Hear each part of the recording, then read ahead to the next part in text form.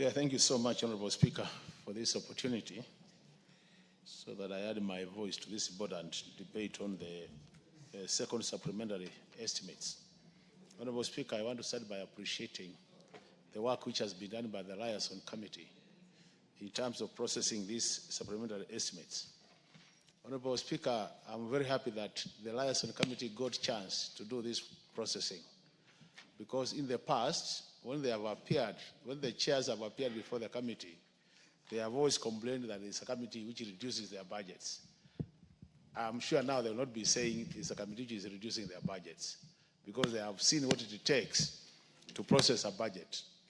You procedurally look at the bigger picture, not the departmental picture, which my friend Honorable Murogari is focusing on.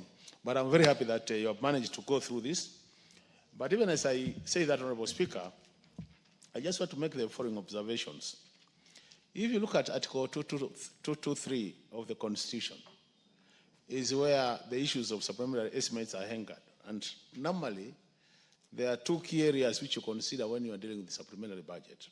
The reason why we have supplementary budget, Honorable Speaker, is to address issues of unplanned activities which are critical for nation building. The second one, Honorable Speaker, is issues of emergencies. And anytime we process a supplementary budget, those are things you should be considering.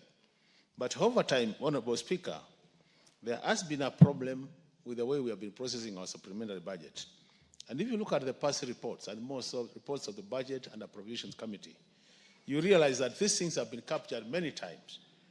One of the key areas where we have raised issues of concern, Honorable Speaker, has been the issue of development budget. Honorable Speaker, the Public Finance Management Act provides that at least you should have a ratio of 70% recurrent, 30% development. And in many cases, you realize that when we are doing the annual estimates, we would, to some extent, try to adhere to those ratios. But now, when we start working on the supplementary budgets, Honorable Speaker, in many times, what suffers is a development budget. And in most cases, as we close the year, Honorable Speaker, you realize that the development budget has been reduced to a level which cannot sustain serious economic growth. And I think, Honorable Speaker, this is a matter the House needs to take very serious, so that even as we process these budgets, Honorable Speaker, we ensure that we don't allow serious reduction of development budget unless you don't want to grow the economy. So that's the one area I thought, Honorable Speaker, I need to mention. The other area, Honorable Speaker, which is critical because I've looked at this supplementary budget, is the issue of public participation, Honorable Speaker. Honorable Speaker, public participation, just to mention the history where it is said, Honorable Speaker, was actually allowed in this House so that when we go out there and interact with the Kenyans in different counties, it doesn't become just like a case where we go talk to people and we don't do anything as Parliament.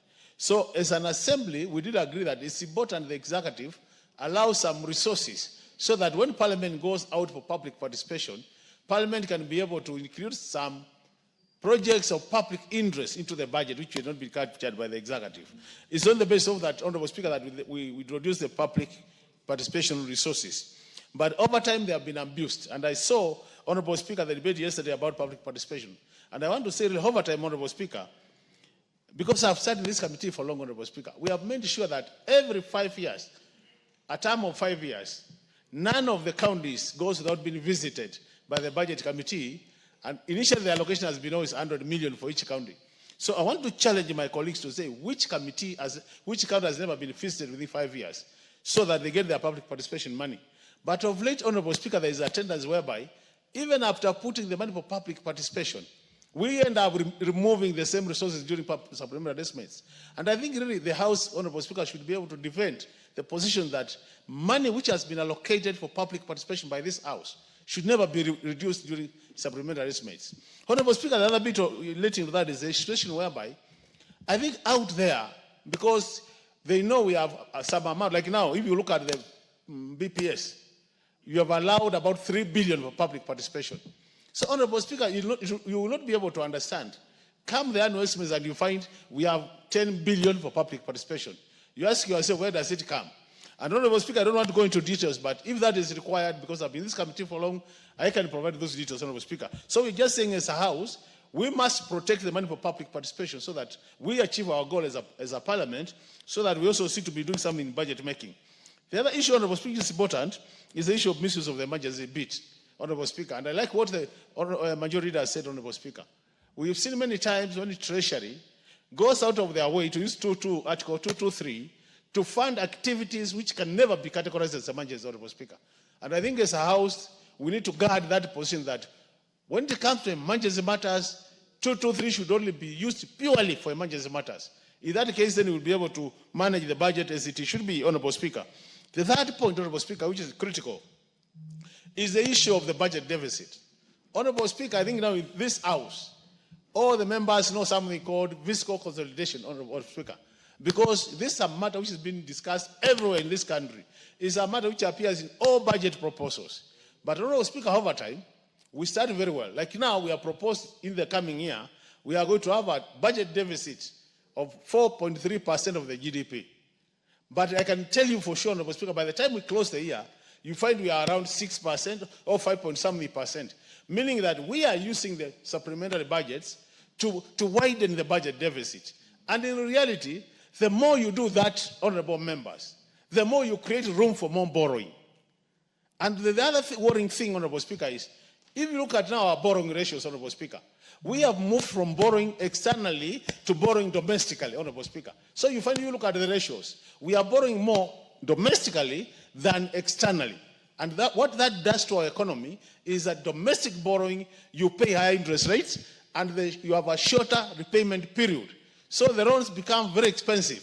And that's why you see most of our recurrent demand now, our revenue is going to servicing interest payments. So, Honorable Speaker, as a House, we must guard a situation where we say now, like now I've seen we have proposed that 65%, that 5%. 65 should be external, that 5 internal. But the way I look at it, Honorable Speaker, once we take that position as a House, can we stick to it as a House so that we don't allow this flexibility which allows changing these ratios? Because they have serious implications to the economy when you allow them to be changed. So while I agree that this is important, even as we approve this supplementary budget, it is important we analyze what do these additional figures do to our budget deficit in terms of the ratios we approved the other time. The other thing, Honorable Speaker, is the issue of privatization of expenditure. Honorable Speaker, this is something which worries me a lot. And I want to speak as an economist, Honorable Speaker. Honorable Speaker, in an economy, it is important we get priorities in terms of where do we spend our money, in terms of where do we spend our money as a country, public expenditure. And in most cases, you find that, Honorable Speaker, you analyze this, you will not be surprised to find that we are pushing additional resources for recurrent expenditure and not development expenditure. How I wish as a House we could start saying that enough is enough, Honorable Speaker, and we want to see more resources being channeled to development as opposed to recurrent. In that case, we will grow our cake, and the more the cake becomes bigger, Honorable Speaker, the more we can all share this cake and end up everybody getting a part of the cake. So the issue of prioritization of expenditure, Honorable Speaker, is a matter which has been addressed for many years. The years have been in this House, Honorable Speaker, and I think really we need to be very firm as a House so that when the Budget Committee says this is where we need to be, members will support that position, and then we are able to get these supplementary budgets helping the country as opposed to making the things worse for the country. I'm happy, Honorable Speaker, when I hear that the revenue status is changing, because what the majority has said is that we are now collecting more than we had projected, although really, when you look at the statistics from the Kenya Revenue Authority, Honorable Speaker, I think we are still underperforming in most revenue streams. We are not performing as expected. So how I wish that we also ensure that we don't have any leakages when it comes to revenue collection.